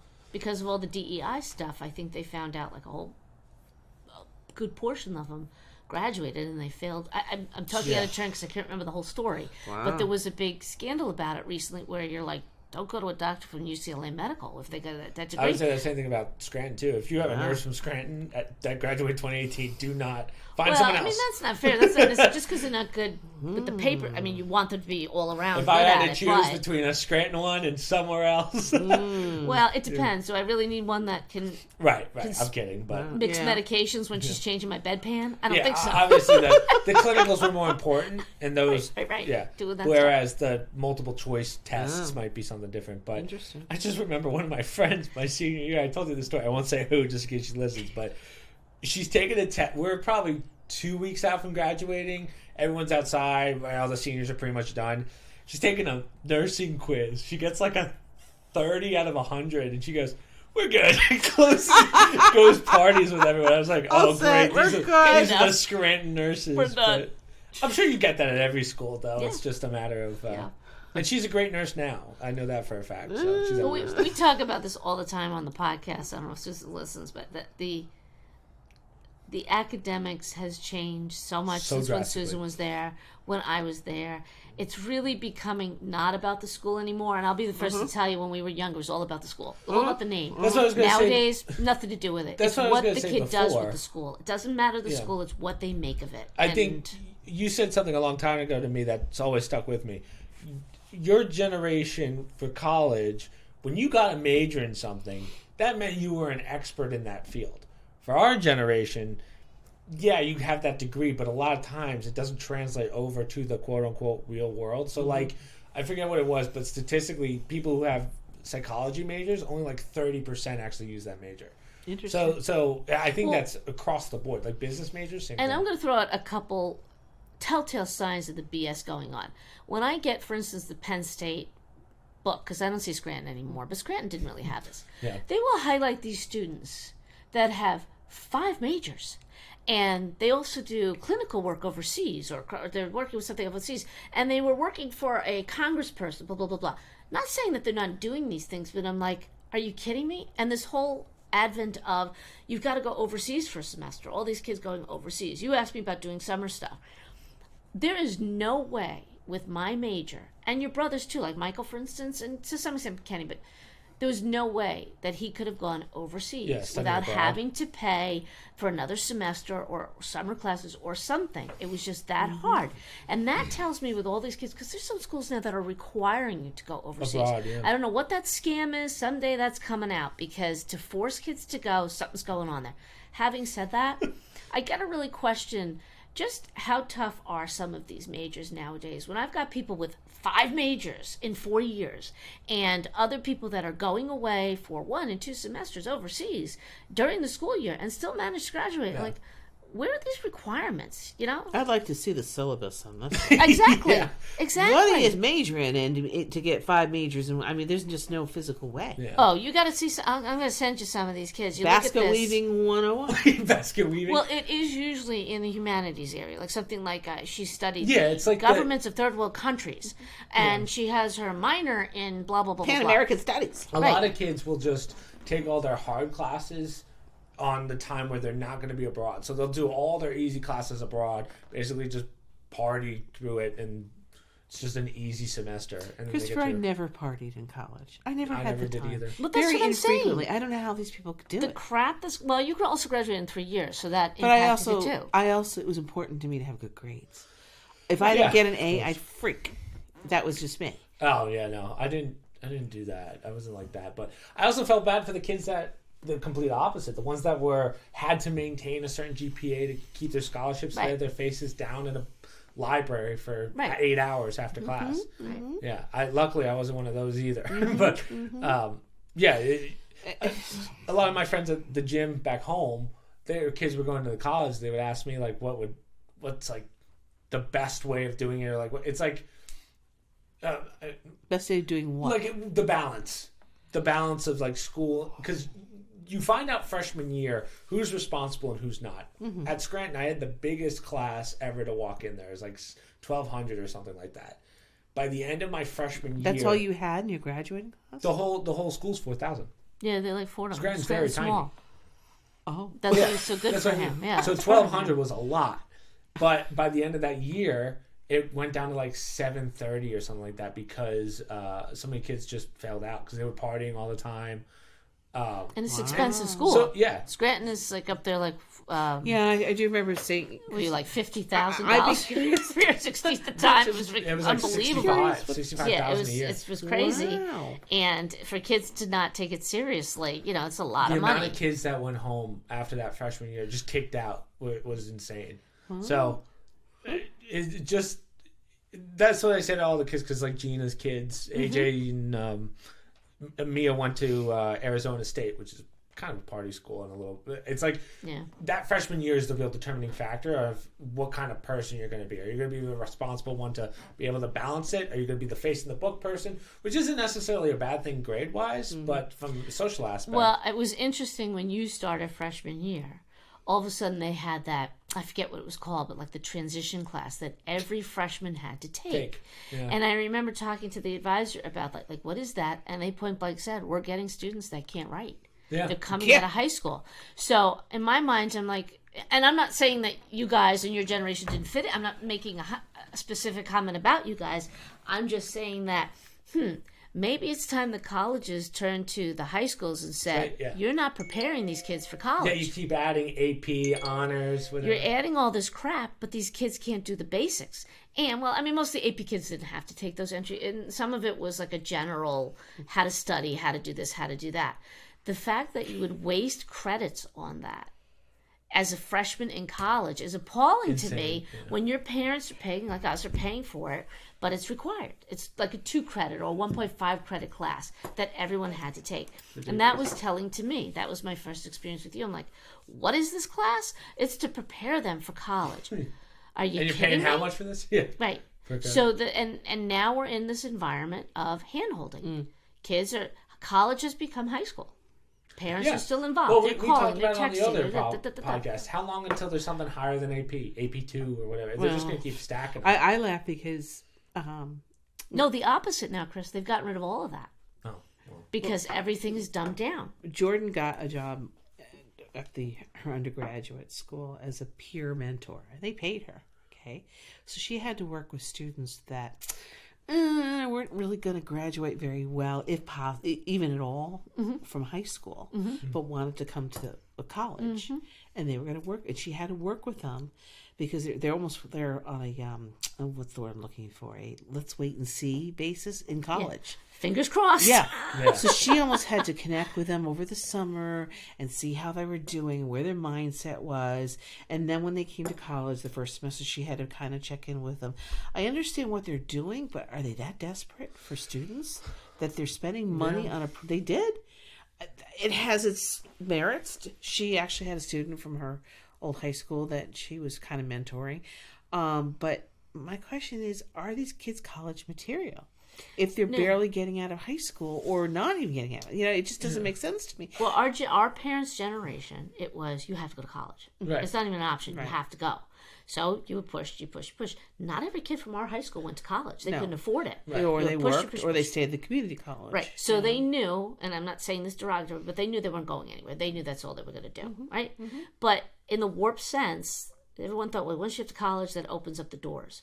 Well, that's gradually gone away. Oh, absolutely. And now we're in the mindset of, and I will credit you with this, because remember, we used to have this debate with you, and you weren't, I would never call you studious in the sense that you weren't one that was opening the books for the heck of it because you wanted to learn something. You did what you had to do. You got right. Well, at that point I started YouTube, so I was balancing. That's why it's going to come, Mother. It's coming. No, Chris would say to me, and I would argue it only because, or I would question it because I wasn't as tech savvy, that anything you need to know nowadays you can learn on YouTube. Yeah. You don't need college. There were classes that I was taking at Sue that it just seemed like such a waste because it's not your major.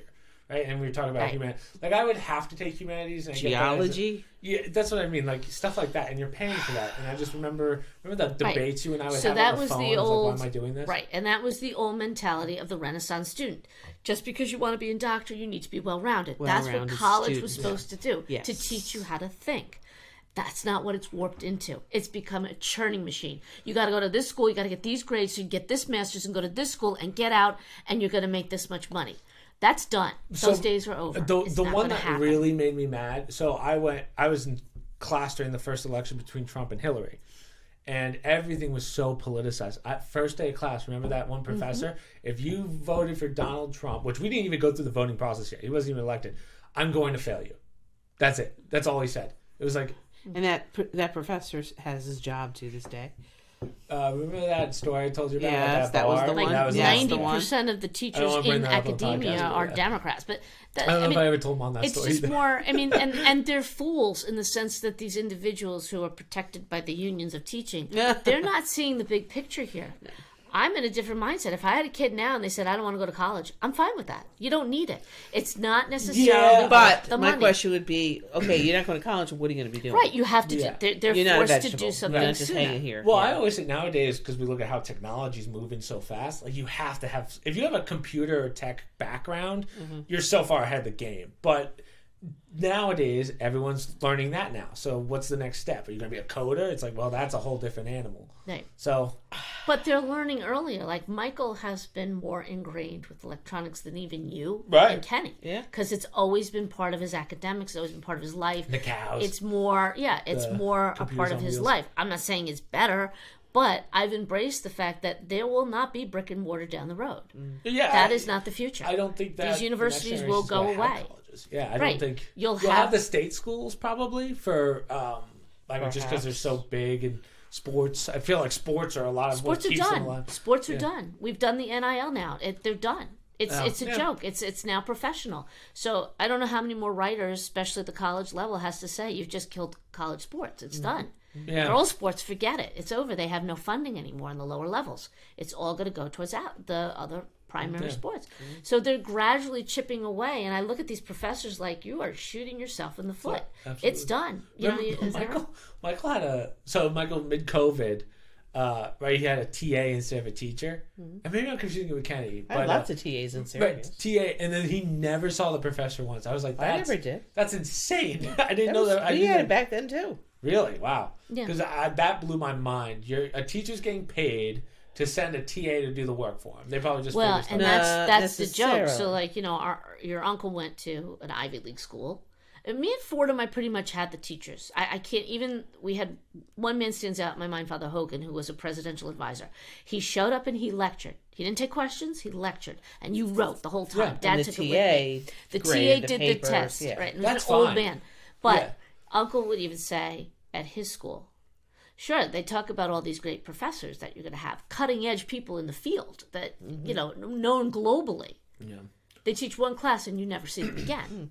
I think the So one you're thing paying for something that you don't really get. You're It's getting a name. misrepresentation. It's just I the think name. I feel like a good 70% of my grades in psychology were just because I was one of the very few kids that would just participate, just put a hand up. Like there were teachers Right. that I would have full conversation. I would have lunch with some of my teachers. That's how close I were with them. But I was again, that kid. I'm sorry, buddy. I mean, I just looked up now. 15,000 on campus in Syracuse in 2022. God. Yeah. Still Do pretty you big. understand what I'm saying when I walked into that campus? I mean, granted, it's probably a little less, but if you want to do the ratio and the way back, I know. I mean, it was insane. just like walking into another country for me. Yeah. And they were. I knew everyone in my major, and and everyone knew me I at didn't. Scranton because I was the only blonde kid. So and I was like, what? when you're saying participation, I'd be in class with 400 other kids. I know. I never had that. And I didn't have your clicker thing. We never had any clicker things. I'll, So- I'll take it one step further. Well, hold on. because- I swear to God, there was one class, Dr. Rodrigo, I think her name was, my sophomore year.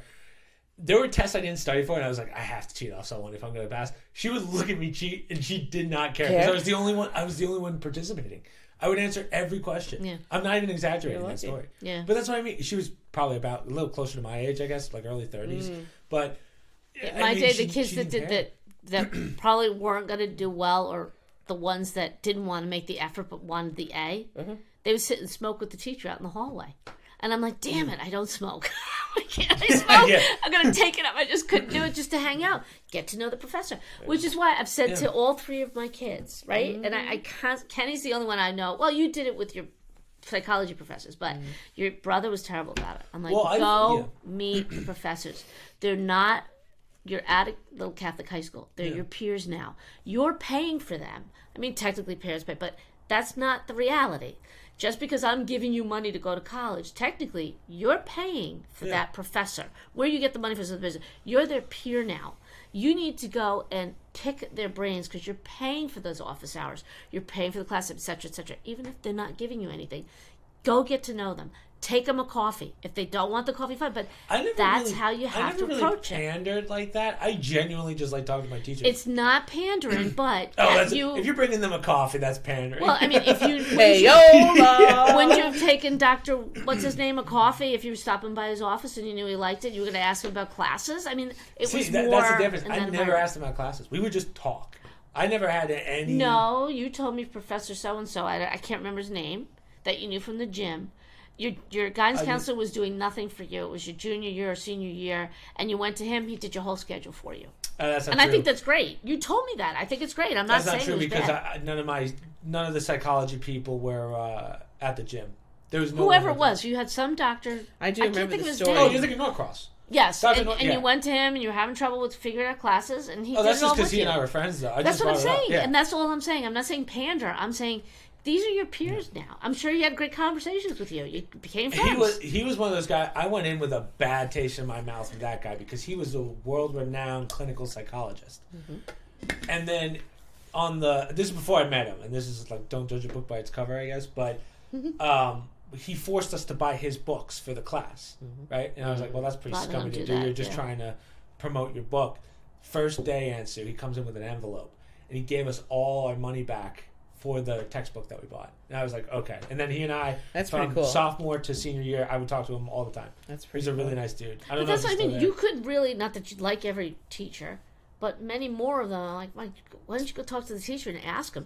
Like, there was he had really some only really two teachers challenges I had a one. problem with at that time, and that was the one that I told you about, and you remember him too. And then the other one was do you remember that it was a DEI. It was a DEI class, basically, of this lady would try and purposely screw me as like the one white kid in class. I was already friends with everyone in the class. I knew them for 3 years.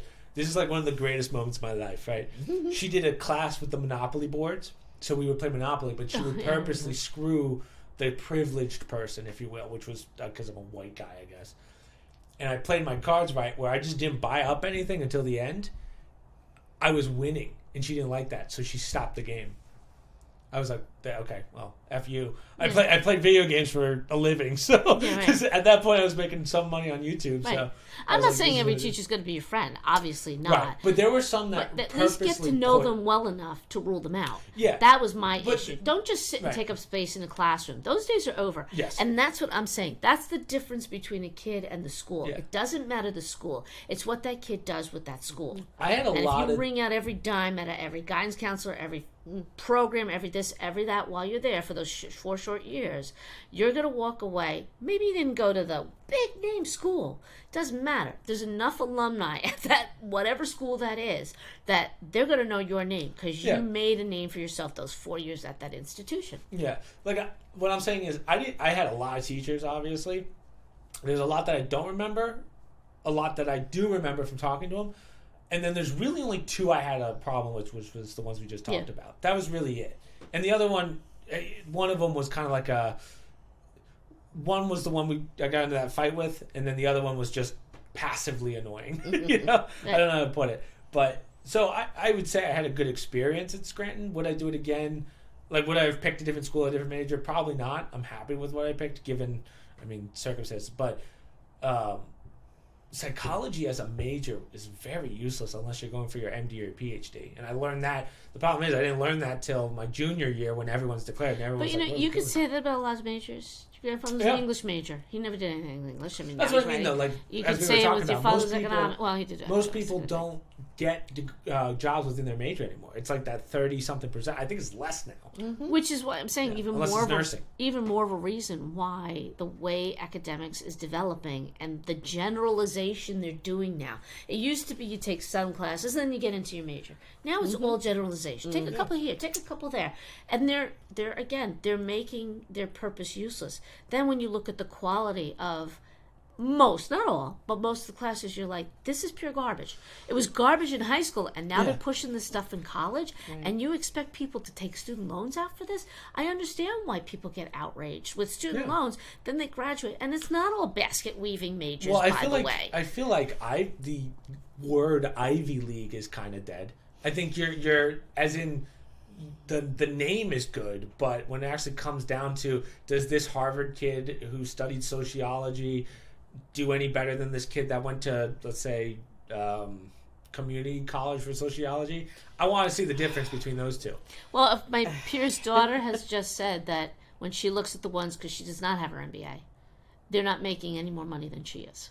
Yeah. So she So it's- feels like the MBA was You know, not worth it. I think in this day and age with the economy that we have and whatever, if I had to do a do-over, you asked me that earlier. Yes, I'm happy with what I did and whatever, but I think I'd be more inclined to lead a child down the road where she's going to get a definite job. So it'd be a Absolutely. career that's in need of good body worker. Right. It'd be physical worker, so nursing. is key right now. They're paying boku bucks to recruit nursing. Yeah. So it's a more of a technical field that I would probably steer a child to. Yes, you do need a degree per se in that. Right. But, I watched my friend I just told you about in college. That was my friend starting off. She was not very strong academically. Okay. She knew she was going into nursing. She barely got through because she was not good in the sciences and things like that. Went back home, worked her way up, had that degree. So it was more than her full BS degree. Right. She didn't have her LPN. She went in, was an RN, worked her way up, and then took on more classes. Then she got her master's. And then she got her doctorate, okay? Because it just meant a better pay scale for her as she moved up there. Plus, because academics, as I said, was not her thing. Can I make a, I don't want to say counter argument, but I'm going to modern times. Like, if I was a high schooler right now picking a major, like, I'd be shitting myself because we're kind of in limbo because I'm curious to see what AI does. Not to completely derail. It's a whole different, as I said, it's a different world. I want to see how, I feel like, and again, I might be exaggerating here, but I feel like 5 years from now, a lot of the majors that we have now are just going to be completely obsolete. And I don't know which ones those are, but I feel like you're almost like playing Russian roulette. Lawyers. We've talked about that. Lawyers, right? lawyers, lawyers, all AI. There's no need for a lawyer down there. I would even say, like, I hate culinary school. Yeah. Get a degree in culinary school because you're guaranteed job right after college. Same with nursing. Like nursing, you still need the bodies for nursing. What careers? I don't know about culinary because restaurants are closing left and right around around the world. But you come to New Bern, can't get a reservation. Well, that's different. You know what I'm saying? That's owning a restaurant is very different than.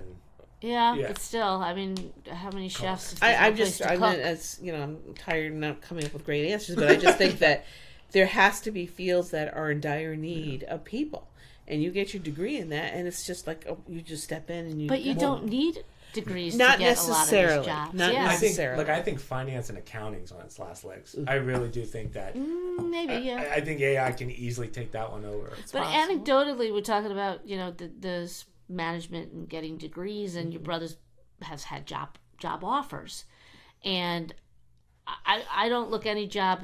I don't look down any job. Paying job is a job. I'm not that way. Right. But he's also gotten jobs, sports related, that were far lesser. And I look at him and I say, I'd rather you do that.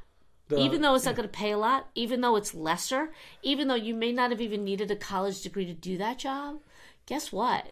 That's what you're interested in. And if you like what you do, or at least have an interest in it, even if you hate that particular job, you're probably going to go farther with that. And that's what Jordan's doing. Right, than doing jobs that are, but the difference, not to Jordan, but I'm saying the difference for kids in general is you got to know what you want to do in a particular field. So I look at him and he'll say to me, well, I got offered a banking job or I got this. And I don't want to say, well, you're not taking that, but it's a job. And I credit him to say that. But I look at him and said, but that's not really what you want to do. Yeah. And you're going to wind up doing a banking job, which is great. If there was nothing else out there, I'd say do it. But you're going to wind up doing a banking job that, guess what, in a year they may not need you to get fired. Right. Now you're back to square one. Or you end up hating it, right? Or you end up hating it. And you may hate the other job, but at least it's in a field kind of near where you're interested. Right. If I was to do over college, the one thing that nursing has that, and when as to my knowledge at Scranton, there was no other that had it. Well, PT, the hands-on aspect of the major. I didn't have that as a psychology major. So when I graduated, I was like, so with this, I could be a psychologist or a psychiatrist? And they're like, no, not you need your MD. Your MD. Right. So I was like, oh, so what can I do with this? They're like, HR? I'm like, oh, okay, thanks for telling me. Luckily, again, as you know, we have other things, but it's like, if I was in a different position and I was a kid that just learned that, thinking that I was done after 4 years, after I had no hands-on or anything, like, I can't imagine the shit I would have felt. I do have to bring this up. It comes full circle. So you said why I got into television. Wanted to be married to Alan Moore. Yeah. So I'm pitching on the FM radio station WMHT in Albany, New York, Great Capital Reach. Goes to the Berkshires and New England, whatever. So I'm making this pitch and I'm talking about Aunt Helen. All right? How she came to this country. Like I said earlier, she didn't come through Ellis Island. And she was escorting a very elderly German woman to Chicago. And Aunt Helen would get up very, very early in the morning, like you think is crazy, get up 4:30, 5 o'clock in the morning. Yeah. And she would walk the ship, and she would hear beautiful music playing. And she walked in and stuck in the back room, and it was the great Maestro Paderewski playing on the piano. And he said, "Who's here?" Because he was always having practice in complete silence, doing it by himself. And somehow she went up and introduced herself, and he said, "Stay in the United States." This was before the war broke out, and he goes, "You're going to have, that's your world, that's going to be your future. Do whatever it takes. Don't go back to Europe. Stay in the United States." Right. So he pretty much convinced her by that, coffee clutch meeting they had that morning. So she thought about it, and nobody else in her family was in the States, so she was the pioneer. And also, I don't know if we talked about it earlier, and Helen was a nurse. Mm-hmm. Yep. And she was a trained nurse. She left home early. Back then they called them nuns. It was like a convent. You went, and it was as a vocation, vocation. So she became a nurse, and that's why she went with this woman as her nurse. On the ship. So that got her to America. And at the time, Germany was going through a tremendous depression after the war. They lost the war. They were losing money. So anyhow, the reason why it mattered too, she needed to stay in America to make money. She couldn't go back to Germany. She wasn't going to make any money over there. They weren't paying for anything. It was such bad depression. Go ahead. But the reason I was telling the story about my connection, and it actually worked well because I said it was a classical radio station, and I was, pitching this, big pledges for, and then somebody came in and handed a slip to me to read on air, and usually they're thank yous for pledging $40, $100, and come to find out, Mary Tyler Moore was listening to me present. So try and keep this conversation going, because it's not TV, it's radio, and you see, love listening to your story. Oh my God! Just answer figured out again. Traveling with my husband to our place in the Berkshires, and she made X number dollar pledge. You know me. Is this legit? This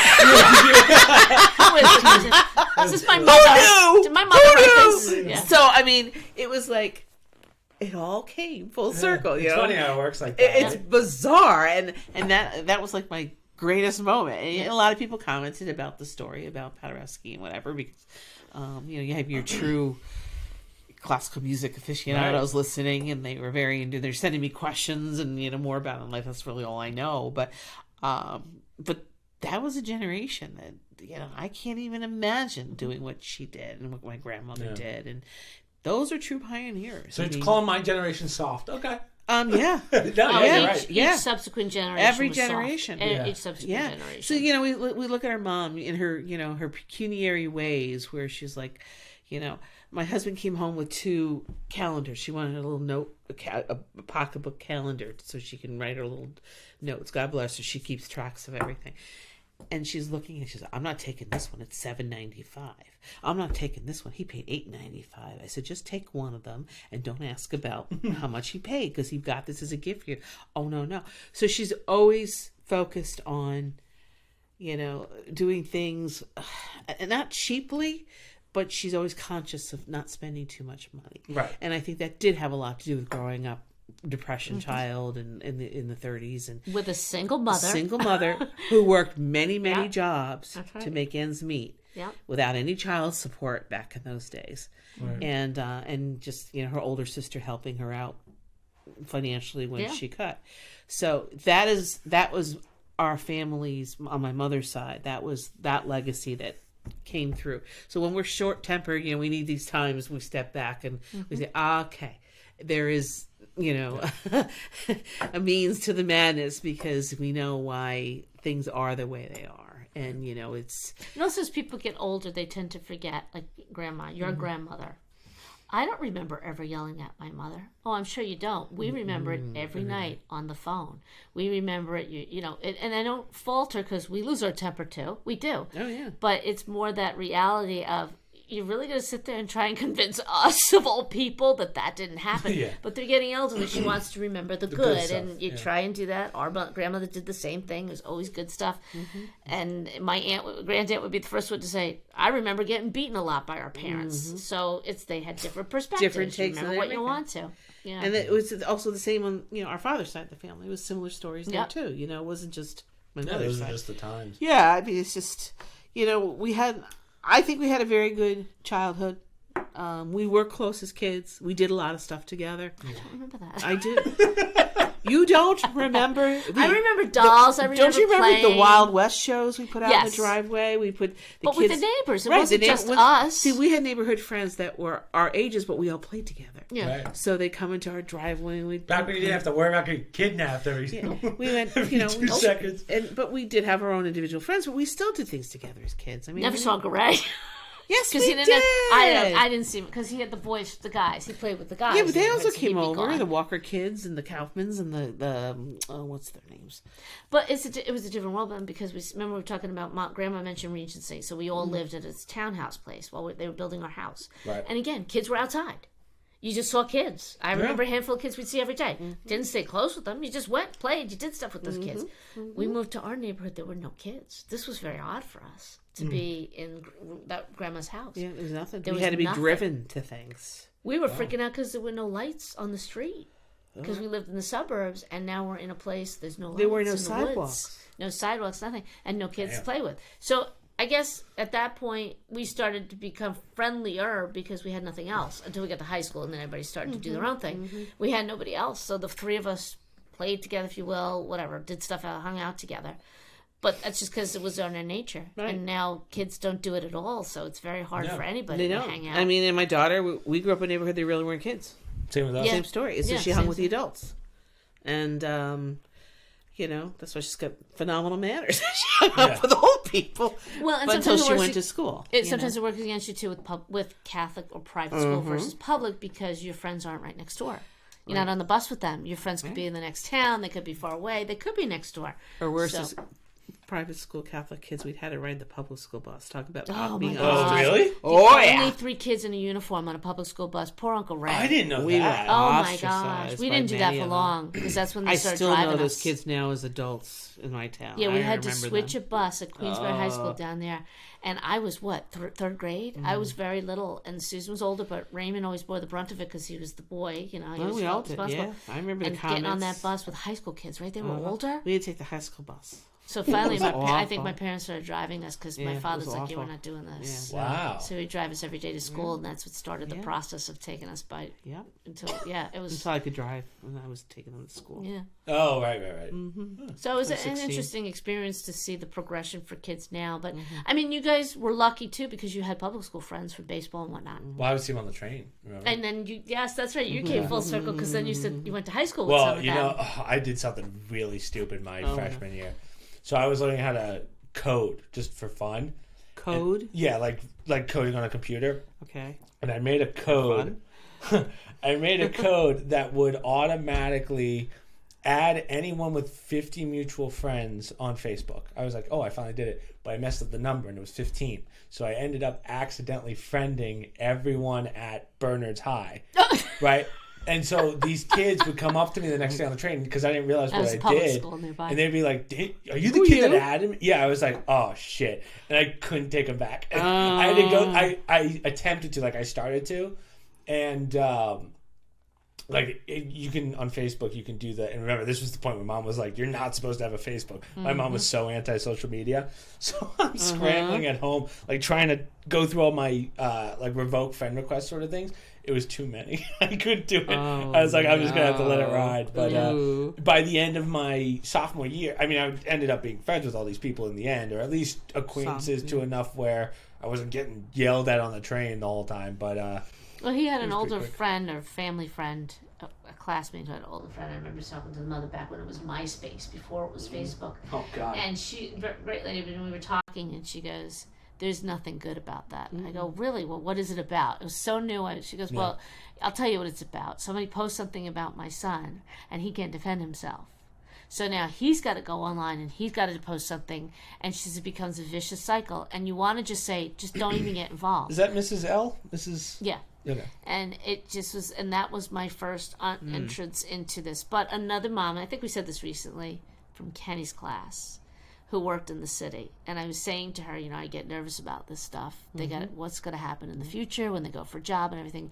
Very wisdom. Shout out to Liz. She looked at me and she goes, "You know what's going to happen? They're going to sit across the table from somebody who grew up doing the same thing." I said, "You're so right." we tend to forget they're all growing up. So look at Chris. He's in his 20s. He's going to be 30s. That's the age that's now hiring the kids out of college. Yeah. They had the Facebook. We know what it they is. had those sites. So for all the adults like myself and teachers, like, you have to take that off. He's not going to get into college. He's not going to do this, he's not going to do that. Guess what? They don't even look at that stuff anymore because they all do it. Unless you're terrorists or something. Remember in high school when I was looking at jobs, it was like you had to have a clean Facebook because you're going to go through all your social media. So we told my stepdaughter. No one ever did Nobody that. does that. No one does that. They really 'Cause don't. It's such a pain to find people. And theirs is bad too. That's the irony. You got grown women posting about their love life on Facebook, and then the You find out manager it's of the the law CEO. firm. Yeah. So what are they going to do? They're going to come after you when somebody goes onto their public Facebook and they see this garbage on there. So now they just throw their hands up. You can't police it. No one You really just uses can't. them anymore either. Well, that's true too. Facebook's kind of falling. It's just the pathetic CEO Yeah. or something. Who's Yeah, I crying. never got into that stuff because I really didn't want to share our business. We were very private people.